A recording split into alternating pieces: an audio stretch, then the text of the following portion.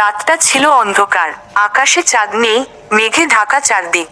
গ্রামের প্রান্তে পুরনো জমিদার বাড়িটা যেন কুয়াশার চাদরে মোড়ানো দাঁড়িয়ে আছে।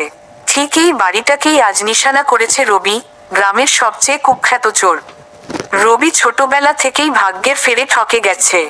বাবা মা তাকে রেখে চলে গিয়েছিল শহরে কাজের খোঁজে, তারপর আর ফেরা হয়নি। অনাহারে, অভাবে বড় হওয়া রবি শিখেছিল, যে নেয় না সে পায় না।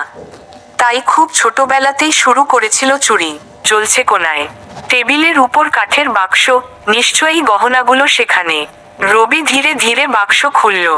সোনার হার, কানের দুল, নোটের গুচ্ছ, সব দেখে তার চোখ চকচক করে উঠল।